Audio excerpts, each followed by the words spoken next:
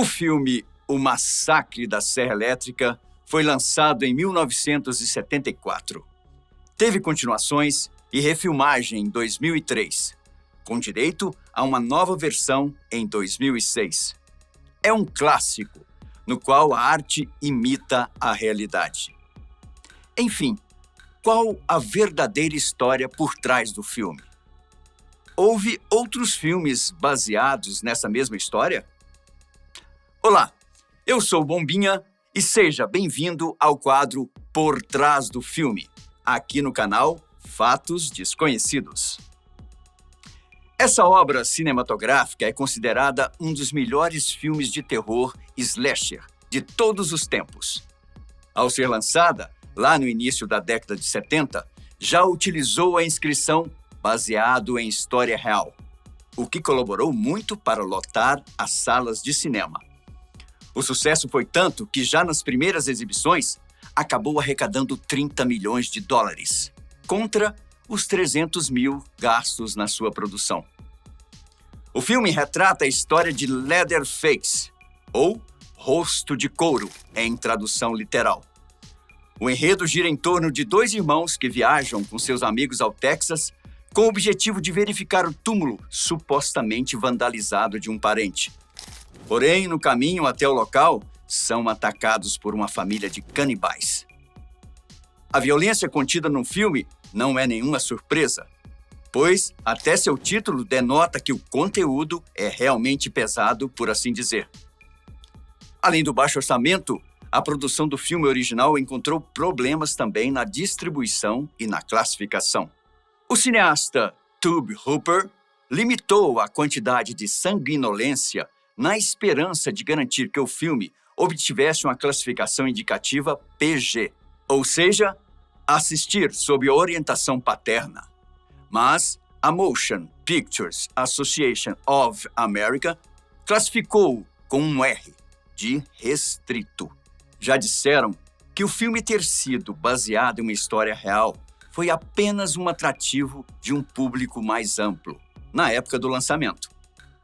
Porém, de fato, muito da trama tem como base um serial killer que amedrontou a sociedade americana nos anos 50.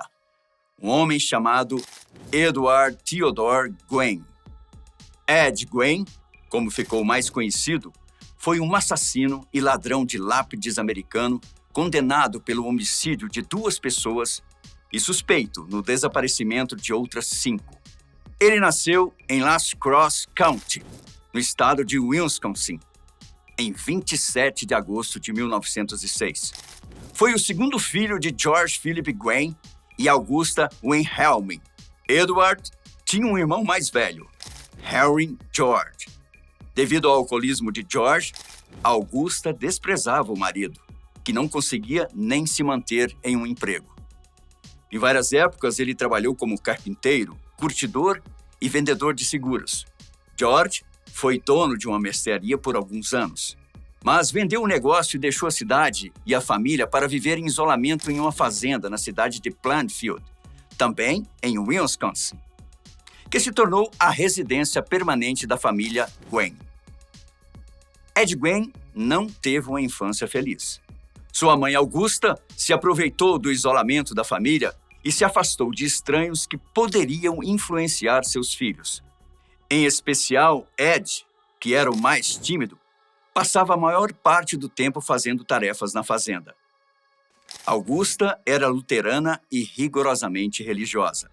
Ela pregava para os filhos sobre a imoralidade natural do mundo, o mal de beber e acreditava que todas as mulheres, exceto ela, eram naturalmente prostitutas e instrumentos do diabo. Ela reservava todas as tardes para ler a Bíblia para os filhos, normalmente selecionando versos do Velho Testamento sobre morte, assassinato e retribuição divina. A timidez era uma característica marcante de Edward, e além disso, seus colegas de classe e professores lembravam como ele tinha um comportamento estranho. Ria de forma aleatória, aparentemente de suas próprias piadas. Como estar ruim já não bastasse, sua mãe o punia sempre que ele tentava fazer amigos. Apesar do seu pobre desenvolvimento, Ele ia razoavelmente bem na escola, particularmente na leitura. O pai morreu em abril de 1940, aos 66 anos de idade, em decorrência de um ataque cardíaco causado pelo alcoolismo. Nesta época, Ed, que já estava com 34 anos, e seu irmão tiveram que trabalhar mais duro, a fim de manter os custos em casa. Os dois eram tidos como confiáveis e honestos pela população. Eles trabalhavam como faz-tudo, e até serviço de babá Ed Gwen chegou a fazer para os vizinhos. Na verdade, ele dizia preferir cuidar de crianças a trabalhar para adultos. Seu irmão, Henry, apaixonou-se por uma mãe de 2 filhos e divorciada, de quem ele falava mal para Ed, para que este não se aproximasse dela. Ed parece não ter gostado muito. Um certo dia, enquanto queimavam a vegetação que estava alta na propriedade deles, perderam o controle e o fogo acabou consumindo mais do que o planejado. O incêndio teve que ser combatido com a ajuda do Corpo de Bombeiros. Mas assim que terminaram todo o trabalho e deixaram o local, Ed sentiu a falta de Henry e relatou seu desaparecimento. O corpo foi encontrado horas depois, deitado de bruços. Aparentemente estava morto há algum tempo, e a causa da morte aparentava ser ataque cardíaco, já que ele não foi queimado ou lesionado. Tempos depois, na biografia de Ed Gwen, foi sustentada a teoria de que um irmão matara o outro, uma espécie de Caim e Abel dos anos 40. Apesar disso nunca ter sido provado, houve relatos de que Henry tinha uma forte contusão na cabeça e que ele não tinha morrido por problemas cardíacos, mas sim por um ataque proferido por Ed. Logo após a morte de Henry, Augusta sofreu um acidente vascular cerebral, que a deixou praticamente incapaz de realizar várias tarefas domésticas. Agora, ela dependia de seu único filho, Edward, que se devotou integralmente aos cuidados da mãe.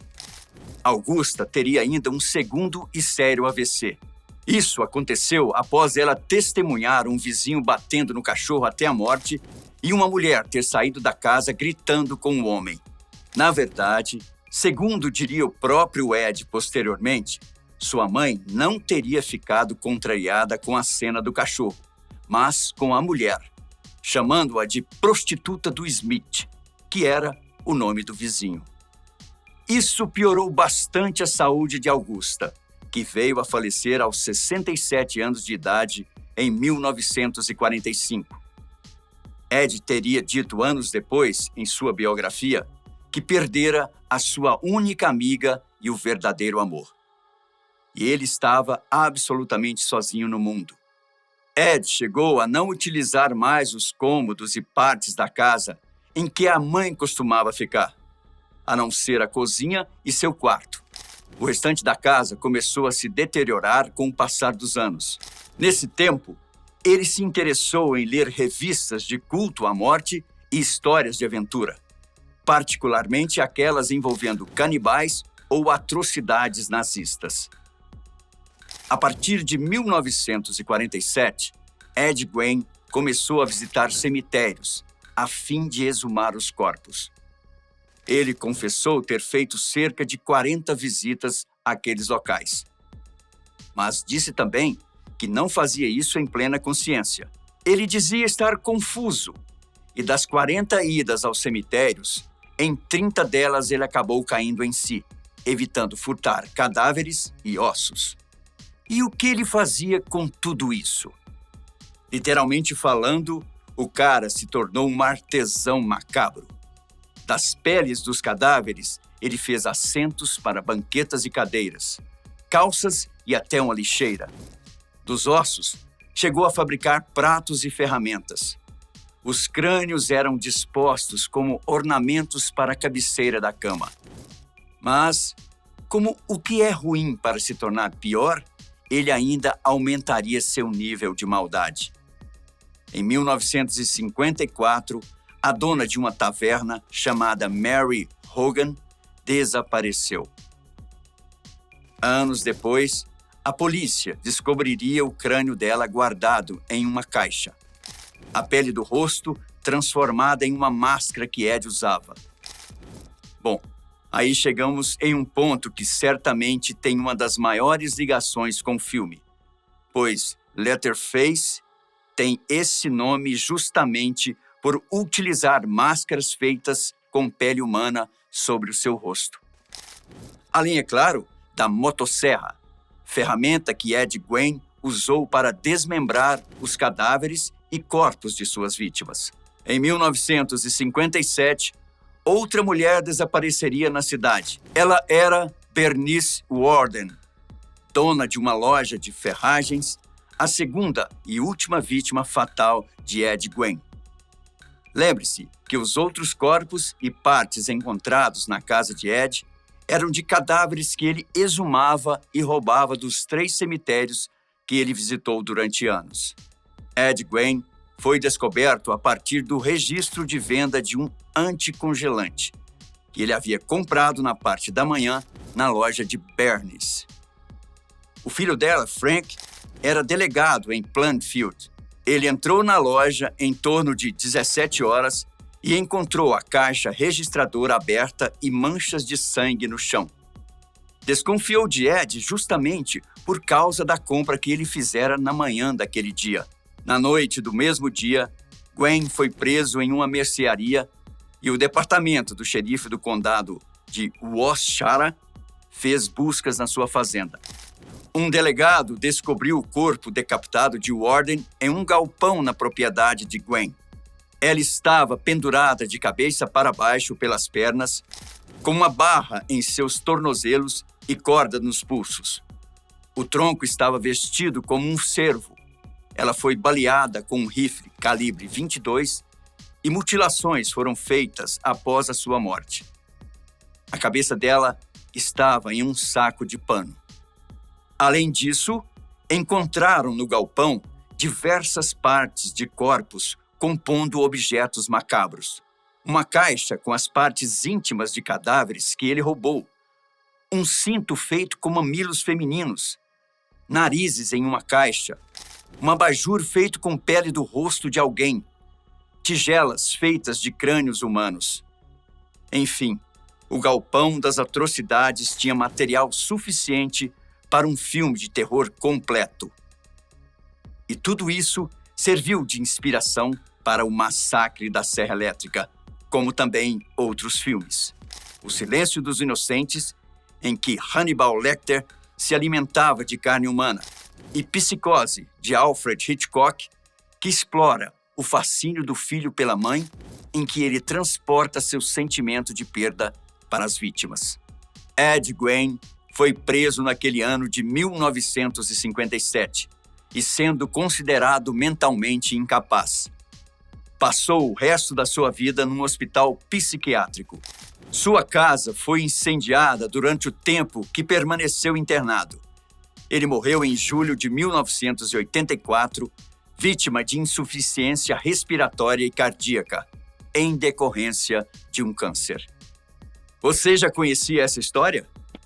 Deixe aí nos comentários sua opinião, não só sobre o caso, como também sobre o filme. Fico por aqui, obrigado por me acompanhar e até a próxima.